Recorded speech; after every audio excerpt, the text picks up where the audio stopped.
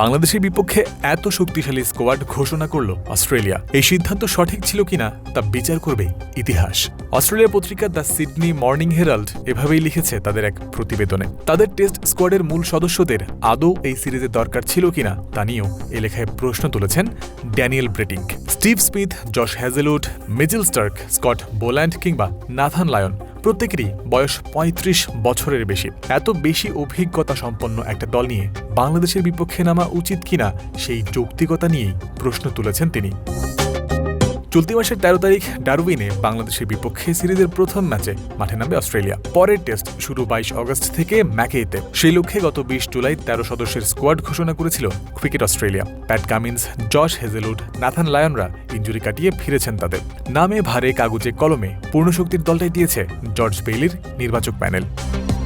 ঘরের মাঠে বাংলাদেশের বিপক্ষে এমন স্কোয়াড দেয়ায় তাদের দিকে প্রশ্ন তোলা হয়েছে ওই রিপোর্টে। কদিন আগেই যেখানে জিম্বাবুয়ের মতো দলের বিপক্ষে ইনিংস ব্যবধানে টেস্ট হেরেছে বাংলাদেশ, এমন বাস্তবতার প্রেক্ষিতে অজিদের এই সিদ্ধান্তকে অস্বস্তিকর বলে আখ্যা দেয়া হয়েছে সেখানে।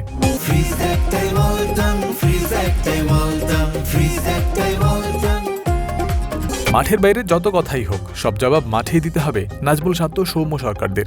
বাংলাদেশ ও অস্ট্রেলিয়ার মধ্যকার এই দুই ম্যাচ টেস্ট চ্যাম্পিয়নশিপের অংশ, তাই এখানে কোনো রিস্ক নিতে চায়নি ক্রিকেট অস্ট্রেলিয়া। এমন ধারণা করা যেতেই পারে, কারণ হিসেবে থাকতে পারে আরও অনেক বিষয়। বাংলাদেশকে অজিদের হালকাভাবে না নেয়া, টাইগাররা নিজেদের সাম্প্রতিক অতীতের টেস্ট পারফরম্যান্স দিয়ে সম্মান আদায় করে নেয়া, টিম বাংলাদেশকে নিয়ে প্রতিপক্ষকে সিরিয়াসলি ভাবতে বাধ্য করা, এগুলো এক একটা বিষয় হতে পারে। অধিনায়ক নাজমুল শান্তর কথাতেও তা ফুটে উঠেছে। অবশ্যই যখন ওদের স্কোয়াডটা দেখেছে, এটা পার্সোনালি আমার কাছে খুব ভালো লেগেছে। তারা, আপনি যেটা বললেন যে হালকাভাবে নেয় নাই, এবং এই রেসপেক্ট বা এই বিষয়টা আমার মনে হয় টিমের প্রত্যেকটা প্লেয়ার আর্ন করছে। আমরা লাস্ট যেভাবে ২-৩ বছর ধরে টেস্ট ক্রিকেটটা খেলছি, আমার মনে হয় যে এই জায়গায় আরও ইমপ্রুভমেন্টের জায়গা আছে।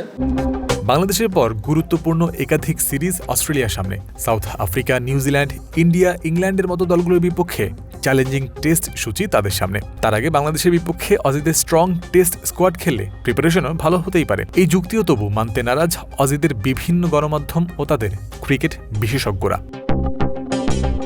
কারণ ওই তো, বাংলাদেশকে তারা ইন্ডিয়া, ইংল্যান্ড বা নিউজিল্যান্ডের কাতারে ভাবতে পারছে না। শান্তদের ওপরে এই ভাবনাটাই বদলের দায়িত্বটা। প্রসঙ্গত জানিয়ে রাখা, অস্ট্রেলিয়ার এই ১৩ জনের স্কোয়াডে মাত্র একজন ক্রিকেটারের বয়স ৩০ বছরের নিচে।